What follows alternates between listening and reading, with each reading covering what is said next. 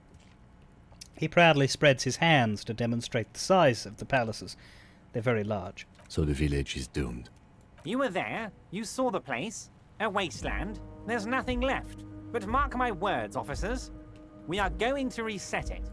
Reset. I have big plans for Martinez. And they do not include humans living in those pig sheds on the coast. That land will be used for municipal buildings and commerce. So what you're saying is, if the people of the fishing village, what they really need to protect themselves from you and your designs is to get Mr. Resetti to move in. What do you mean? Harry, imagine a youth centre supermarket church complex. Employing hundreds, no, thousands of people. The coast will be lit up with enterprise and life. All those ruins out there turned into low-income housing. I thought you were supposed to be the lefty, mate. Harry, enough is enough. We're taking this district back. The war was 50 years ago, for God's sake. It's time to move on. Low-income housing. If even part of this is true, then why not? I accept your salute, Harry. All of it is true. I've got the centre, I've got room for a retail complex, and in 4 years I'll get the church too. The wheels are turning, Harry. The wheels of progress. This post-war limbo, I won't stand for it. There are kids practically playing with their own feces out there. It cannot go on. There is true indignation in his voice when he speaks about the state of things, even a touch of pain. Huh. Interesting. The pain is true. He's seen the kids do worse than that. Wait, but will you erect a statue to yourself? I'm not a symbolist, Harry. I'm a realist. My statue will be Martinez rebuilt. 5-story building complexes, workers on welfare, and landowners in Azon hating me. That will be my statue. And yours. We're doing this together. Joyce was right when she said you were up to something. Alright, sounds like you've got this. You can rely on my vote. Oh, I do, Harry. I really do. I'm gonna make the working man as rich as Joyce Messier with that vote of yours. That's my job. Just like yours is to keep the peace. A true flash of anger in him as he thinks of her. Did you order the hanged man killed? Order it? You know my men didn't kill him. They told you. It was a happy accident. You know how it is. No one takes the initiative. If I wanted him dead, I would have had to do it myself. And I'm too fat for that. Why are you so fat? Glad you asked. I've got type 2 diabetes because sugar and fat was all my mother had to give me and my brother Edgar when we were kids. Good job too, as it made me ugly. And ugly people, Harry, are much better at politics. What do you gain from him being dead? Why, a war, of course. And what do you have to gain from a war? Victory, Mr. Kitsuragi. I have victory to gain. We are going to start a war with the Wild Pines group and win before they even realize there is a war. They've trained military people. Aren't you afraid for your men? Harry, we outnumber them 1,500 to 1. And that's just Martinez. With all the unions in Revachol, and with public opinion on our side, we can hold off 2 men, or 15 men, or even 50 men. The more they send, the worse it's going to look for them. They made a huge mistake hiring those guys. No one likes foreign mercenaries. The leftists hate them, the fascists hate them, even the moralists think they're in bad taste. How is this connected to the strike? Harry, there is no strike, only war. Class war. Or, in business terms, a dawn raid. Or wait.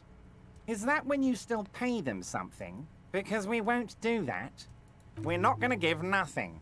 We're going to take Terminal B away from them. The roads, the gates, the containers, that big crane, even the damn coffee maker. We're going to take all of it for the people, and fuck Wild Pines. The word fuck rings like a gunshot from his mouth. He doesn't swear often. So that's why you haven't let Joyce in? Yes.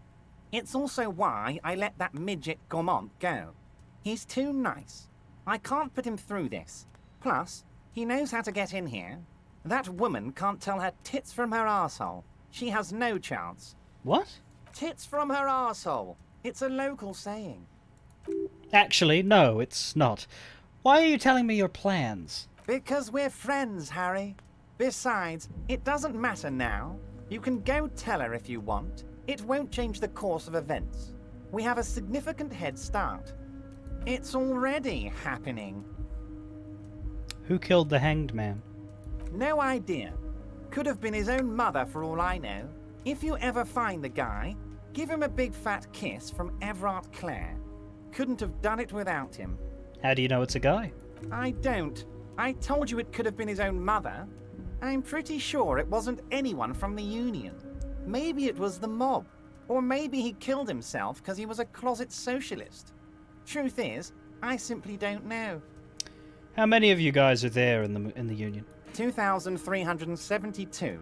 Plus yours truly, of course. How are you going to fund your new independent harbour? Oh, you mean what sort of goods are going to be flowing through? How am I going to replace all the contacts we'll lose once the poo-poo hits the fan? The clients will ditch us.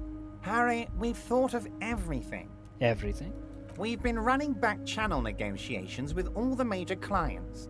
I think the company will be unpleasantly surprised to see how many of them stay loyal to Martinez and to the new competitive contracts we can offer. With renewed zeal sparked by communal ownership, the men will be shipping those containers double time. You'll be surprised to see how fast things go without parasites latching on. We'll have our hands free to pursue bold, exotic new revenue streams. Drug trafficking. Drug trafficking? Don't be stupid, Mr. Kitsuragi. There are perfectly legal, 100% ethical chemical factories on the Samaran Isola. You don't need to be colonialist about it. All they do is produce components to keep the pharmaceutical industry running. That's people's health we're talking about. Old grannies, little babes, people with disabilities. Wow, a numero-chemical psychoactive labor uprising hostile takeover. That's just the top of the iceberg, though, isn't it? The company thinks transporting these chemicals in bulk looks bad, has bad optics, may be illegal in some countries. The Debarders Union, however, we're all about the large volume column. We're gonna transport the living daylights out of those materials, Harry. So your sick kid can get his benefed, and your wacky uncle doesn't have to come off risperidone. And the kids on the street can get speed and pyrrolidone. I'm an old-fashioned guy, Mr. Kitsuragi. I sometimes grab a beer with the boys, but I have no idea about the things you just mentioned. But if I were to supply ingredients for some sort of rainbow party, I would make sure the Union took a fantastic share. And I'd keep that stuff far away from Martinez. Is Ruby helping you secure this fantastic share? Harry, if I was supplying raw materials to drug manufacturers, I would need an army of rubies. Understood. I have to admit, that is a well-put-together plan, and far removed from you. It's also far removed from my men and the people of Martinez who've put their trust in me. Anyway, let's not focus on the sensationalism of the drug trade. This hypothetical drug trade is all anyone ever seems to be interested in. It would only be a small part of the harbour's turnover, just like the harbour is, but a small part of Martinez. So is there a trade or isn't there? Let's look at the big picture. Martinez as a whole. There are little girls out there with dreams of making music. Young mothers who want to start businesses. Models who want to walk catwalks and steel welders who want to weld steel. I'm going to unite them all into one economic body. We're going to incorporate this place to Kingdom Come. Everyone's going to be in on the wealth, and everyone's going to pull their weight. Let's keep focusing on the drug trade. He was almost admitting to it. Hold on, I don't want to look at the big picture. I want to look at the drug trade you almost admitted to. No, Harry. That's boring. All right, it's gone. The hypothetical raw materials trade is off the table. It's such a small and insignificant slice of revenue, I'm cutting it.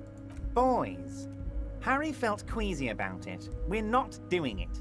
Can we talk about my beautiful incorporated Martinez and its many-sided business ventures now? This bold new vision of incorporated socialism I'm offering? I want to know if Sam's listening to this. And if you have an opinion on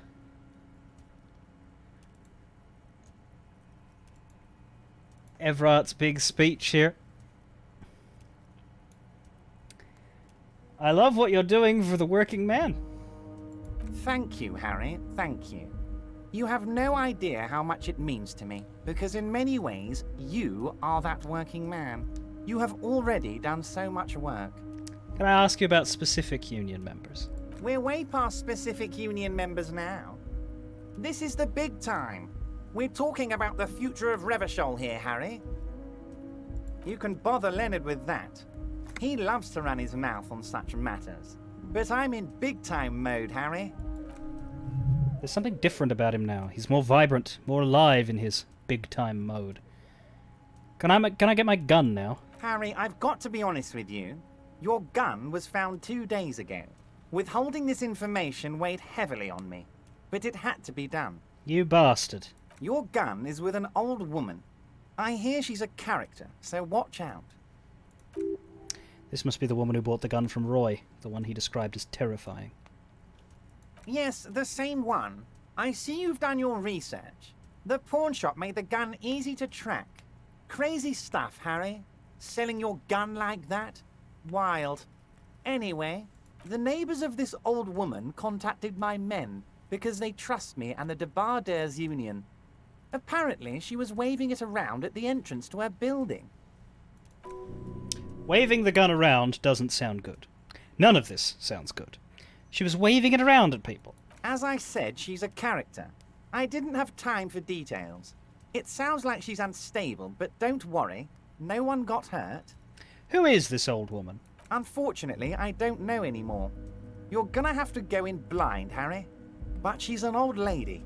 How dangerous can she possibly be? Oh, and she calls herself the Pigs. What? There it is again. The pigs, like Roy said. Not good at all. I, for one, find it refreshing. Finally, someone calls themselves a pig. A smile flickers in the corner of Kim's mouth. Can you set up a meeting? I already have. Tonight, starting 10 o'clock, near the old fish market on the coast. The one on the boardwalk, a little past the fishing village. Be careful, Harry. I would never set you up for anything dangerous, but you did ask for this. Now, back to the fun stuff. Mm-hmm. She will be there from 10 till 2. More fun stuff. Seems like we already have fun stuff to do. That's it for now. Great, Harry, great. I think we have truly built a bridge between Martinez and Jamrock today. We have united the RCM and the Debarders Union. Suddenly there's sadness in his tone. This has been so great. I'm sorry we don't have more fun things to do together, but if you ever feel like bouncing something off me, my door is always open. I'm always happy. That's about it, actually. Great. Absolute. It's a lot of,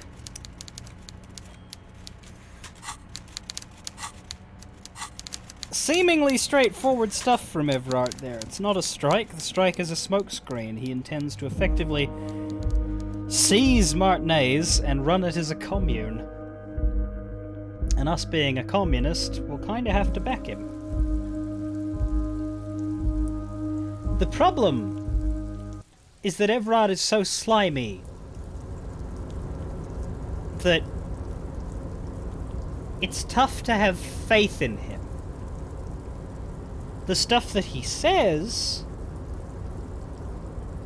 would be very, very, very, very, very interesting and hopeful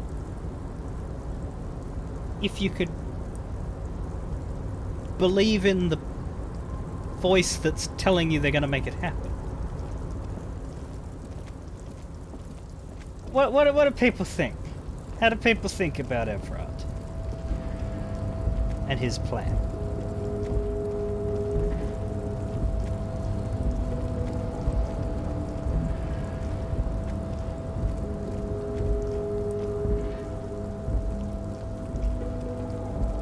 Because that's where my problem comes from, more with the man than with the plan. Mr. Everard is helping you find your gun. Yes. God help me, but he is.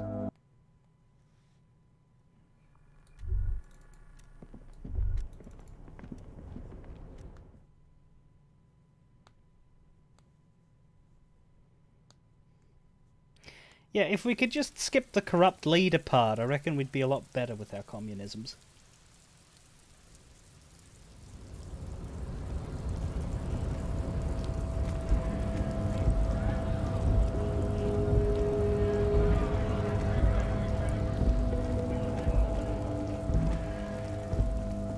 How you doing, racist? Looking for something, Aunt? Come to tell me to fuck off again? Fuck off, racist. You know, I've been telling him to fuck off for days and he's still here.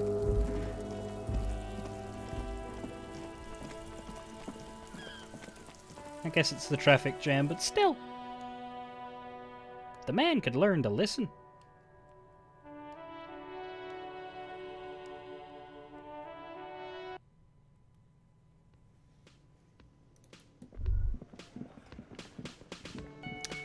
There's Morel. Is it just me or does Gary look strange in his model?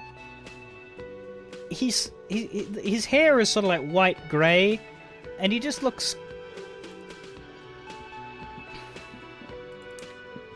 He looks like a mad scientist. Boy, am I ever so grateful to you, officer. But I'm not the only one who wants to thank you. Especially because his hair is completely different.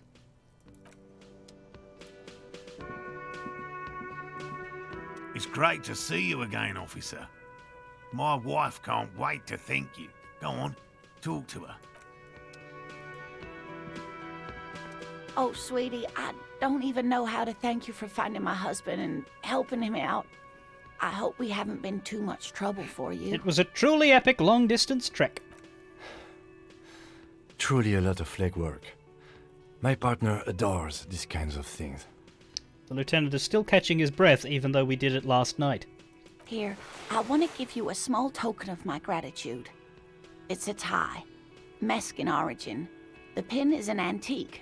Quite special. Oh, sorry, I'm afraid I'm in a quite committed, exclusive relationship with my current tie, but I will take it. The little silvery knob holding the tie together feels warm in your hand. It's in the shape of an avian skull, with 8 eyes.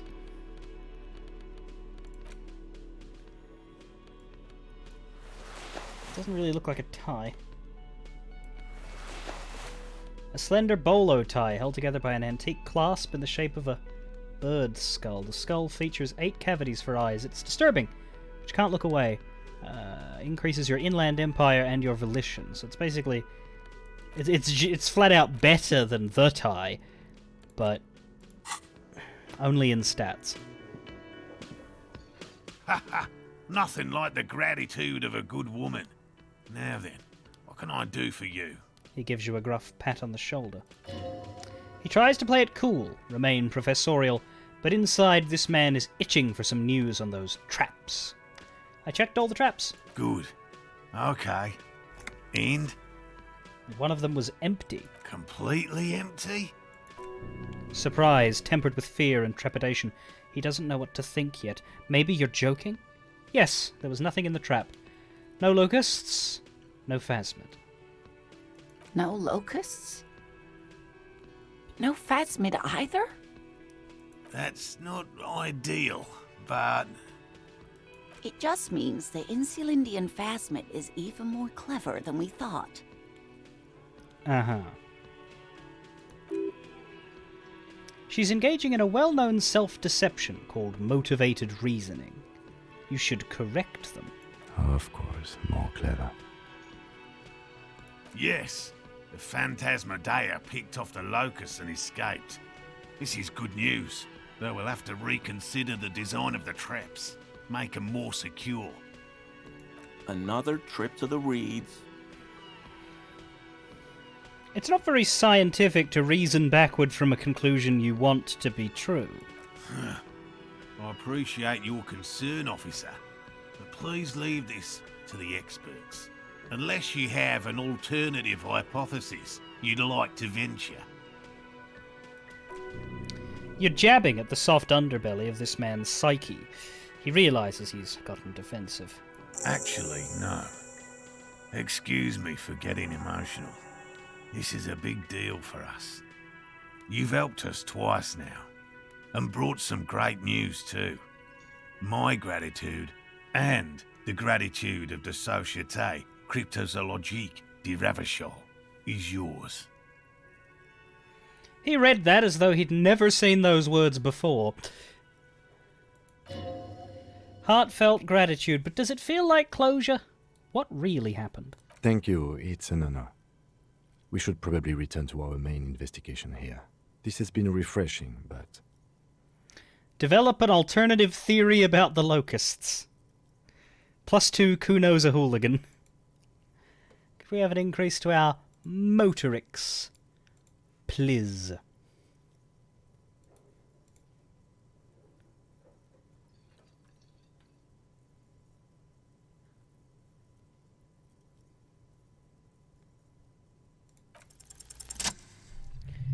Consider the way the empty trap was disturbed as though shaken.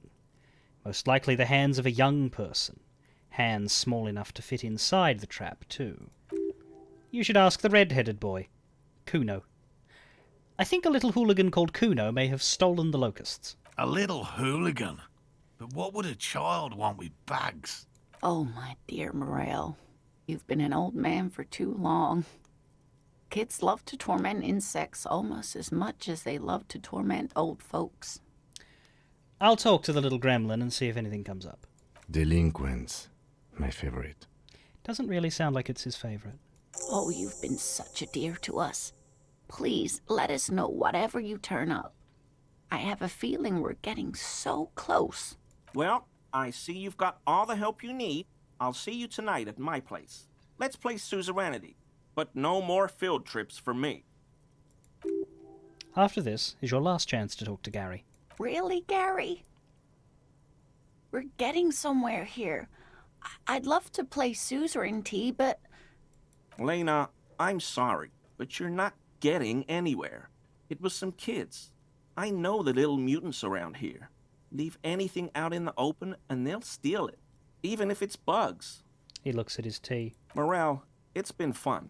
Really, but I need a bath, and I have deliveries to handle. When this tea is done, I gotta run. No need to apologise, Gary. Gary? You'd be more than helpful. We'll have to take a rain check on that game of suzerainty today, though. We're gonna follow this through. He keeps the language unemotional, but it's in there.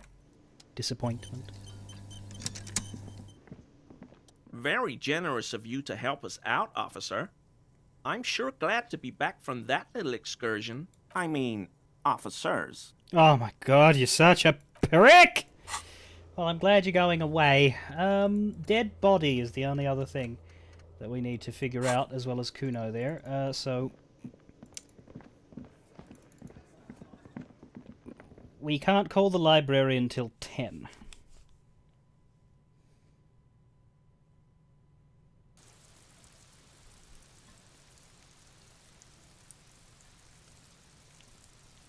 Kuno first.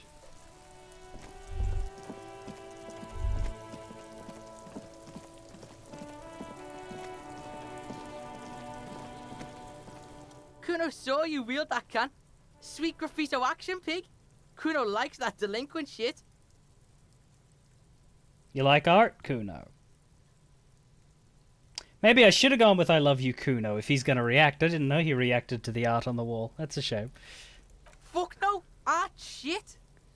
Got it. Write in an imaginary notebook. Art's shit. That's right, pig. Shit. You wouldn't happen to know anything about missing locusts, would you? No, Kuno doesn't give a fuck about bugs. So he knows locusts are bugs. Oh my god, I told you that shit is lame! The little one seems distraught. Shut up, see. Now they're gonna take you to lame prison! She sounds like she's about to cry out of disappointment at Kuno's newfound lameness. Hold on, no one's lame here. Tell me what happened. Deny everything, Kuno. You need to lawyer up. Kuno's not gonna say anything without his lawyer present. You don't Kuno have a doesn't lawyer. Fucking care. Find out the real reason why the trap was empty. Local kids might know. As in fishing village kids? I guess.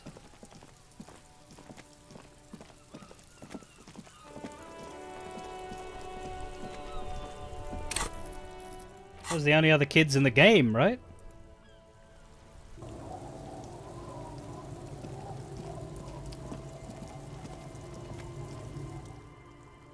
Yes. Yes.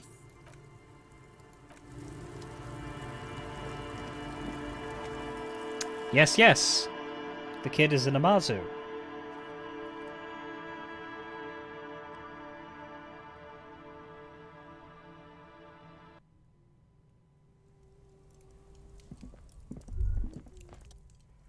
Is that the phasmid? Looks like the phasmid, leaning against the wall. Try to sneak up to the phasmid. It's not the phasmid, not even organic. It's a fire iron. How disappointing. I can't believe it. Right? You'd have better luck next time, though, the phasmid. Finding it is your destiny. Mister, what were you doing in my fireplace? There was a phasmid in it. I was trying to catch it. Oh. Okay. So it's not from them. But perhaps there are other kids. Less kids, more teens.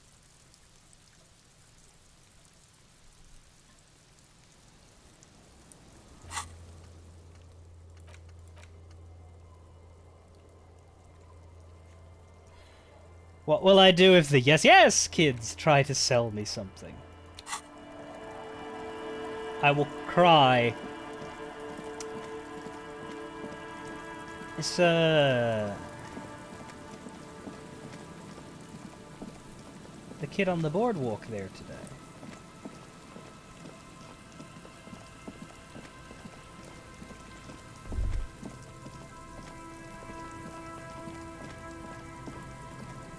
Hello. Isn't this a fine morning? Nope.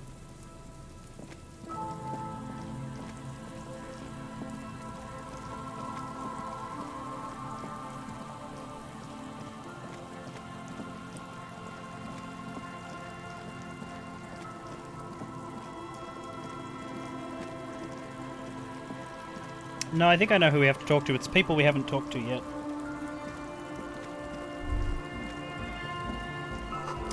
This is someone's home away from home, just like yours. I am appreciating how we have managed to compress this, though. Let me just quickly check in case it isn't these people, because when we start talking to these people, it's going to be fairly lengthy. So, just in case I made a mistake.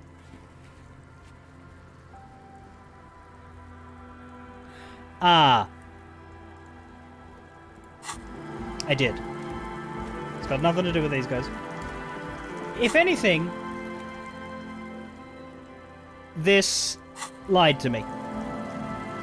Because it made it sound like the thing I hadn't done involved talking to local kids, but in fact, Kuno is the one to look at, but you need to go into his shack. I thought that might have been it, but I couldn't remember. So.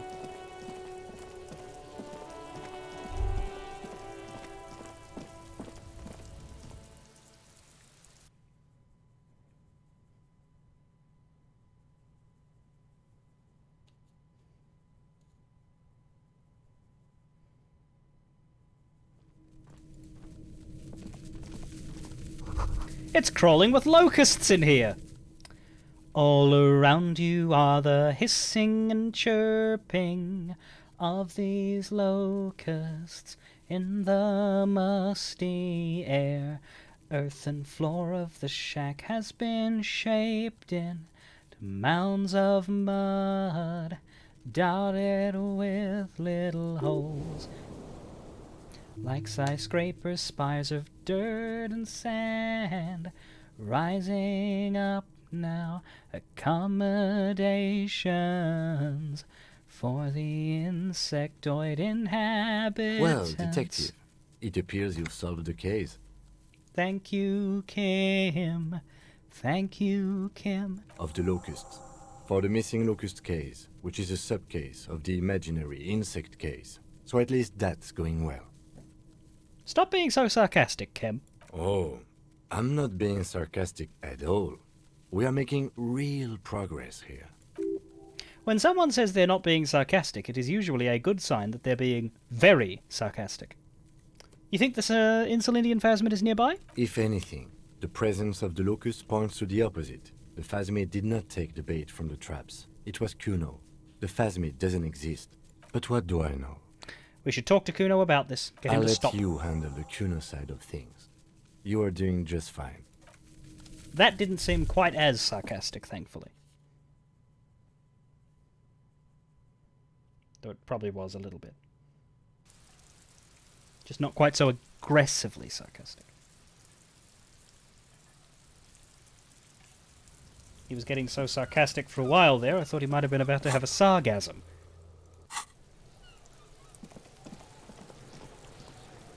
Fuck does Kuno care? I know you took the locusts. Yeah. Kuno took the bugs. So what? So it wasn't the phasmid. A wave of disappointment washes over you. You say you don't give a fuck about bugs, and then you go and build a whole bug town. It's not Bugtown. It's the city of locusts. Locusts aren't just bug shit. They come out of the sky like a fucking shadow. Shit descends. Stop! She wails from behind the fence and then buries her face in her hands. You stop. It's like their fucking night. Locust City, Night City, City of Rage. There's a tug of war over the name of his fantastical city. It's almost too big for his imagination. The girl forces herself to watch again, the corners of her eyes twitching from discomfort. The lameness is causing her physical pain. The damage may be permanent. City of Rage sounds like a cool place. Kuno, the pig wants to help you. Oh, that's how lame it is. Please just don't say you're an artist. Maybe I am an artist. You hear that, everyone? I'm a fucking artist now. Did he just say I? Kuno usually calls Kuno Kuno. Making art is a worthy calling. I'm something of an artist myself. Hold on, did I hear you right? You said I. Kuno made Kuno. Kuno says whatever the fuck he wants. There are no rules here, pig. I fucking say I when I wanna, and Kuno when I wanna. Kuno's free. Kuno's free to fucking die, bitch. This is what he sometimes does when things get tense. Oh my god, Kuno! He's gonna make you totally lame in, like, 3 seconds! Don't let him, Kuno! Yo, fuck you, see? Kuno can be what Kuno wants to be. Kuno's his own man. Kuno's free. He tears at the buttons of his shirt, trying to rip them open. They don't give way. Kuno made himself into Kuno. Kuno can make himself into anything. Kuno can make himself into a pig if he wants. Kuno can make himself into a... Kuno doesn't give a shit. Oh, don't make yourself into a pig, Kuno. You'll have to take me away. A leaden silence fills the yard. In it, you hear snow melting, dripping from the eaves. Someone closing a window. Me and Kuno have discussed this. I promised I won't do that. I don't believe you. She disappears entirely behind the fence. For once, the boy is lost for words. He's turned completely red now, with splotches of white beginning to appear across his face. You got him. Now convince him to leave the cryptozoologist's traps alone.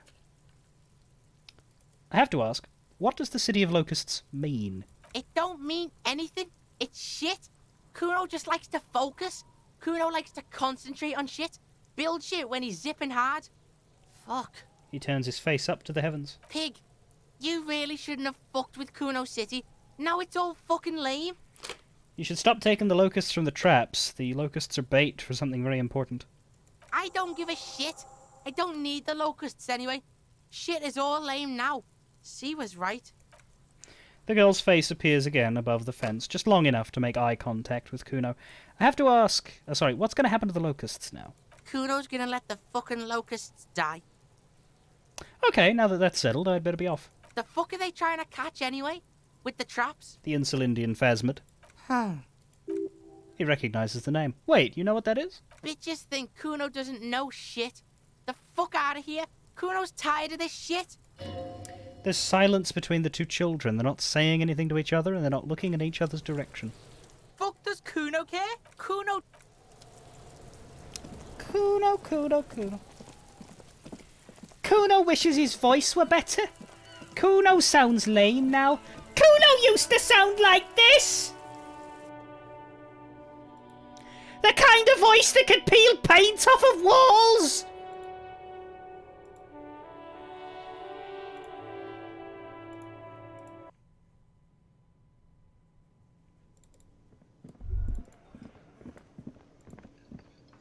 Hello, officer.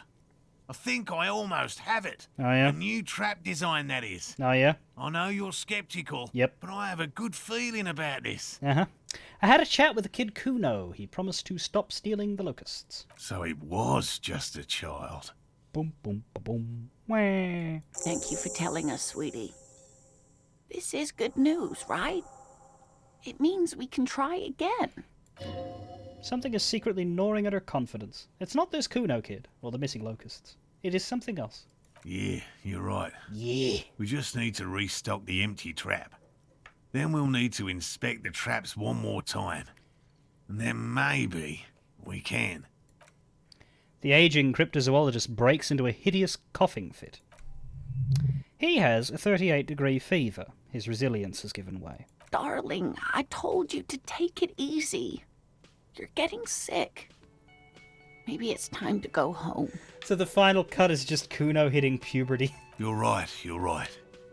We can come back next season, when it's warmer. That's just something people tell themselves when they fail. More cardio? Let's do this. Damn it, maybe I can still restock the trap for you. You can? Fine. It's better than having these people get pneumonia on the coast. But after this... Really? It's too much, officer. Find the Insulindian phasmid. What Morel means is we're grateful for your help. Here's a fresh batch of locusts. They should slide right down the funnel. And thank you again. We will definitely mention you, should this lead to a discovery. Oops. I'm not talking co-discovery, of course, but... accidentally, my hand hit enter when my arms came down. That was really loud. Also, why are you carrying a bottle of bugs around? Anyway, wow, co-discovery? You'd be famous. You'd show them all. This does tingle the pleasure center. Oh, and that's it for them. Hello. Find the phasmid. Restock the trap you left empty before. The trick is to remember which one. It was the one way up north. Alright. So, we need to call the library, but we still need to wait another hour for that. We do need to check Boardwalk for bullet traces. I'm not sure how to get that done. But I think I'm actually going to leave it there a little bit early, half an hour-ish early than... I should, but I don't think that's too bad. We might come damn close to finishing next week. It might I might pay for it by having to go over half an hour next week for finishing early tonight, but it's hard to say. I reckon there's a good chance though. Because the side content is wrapping up, and then after that, there's a good 2-3 hours of relative linearity, I think. So it depends on how long it takes us to do the church stuff, but might be 2 more weeks, with the second of those weeks being short. Might be 1. If I feel like there's a little bit left, then I might prep the next game so that I can do a half and half on a Saturday rather than worry too much about getting the timings exactly right. All I know is I'm tired and I don't want to keep doing voice, so I'm going to stop for now. Because this game is more taxing on the throat than 14 can be. So, fare thee well. I'll be back tomorrow with more Shadowbringers. And if you want more Disco Elysium, next Saturday shall be the day. Till then.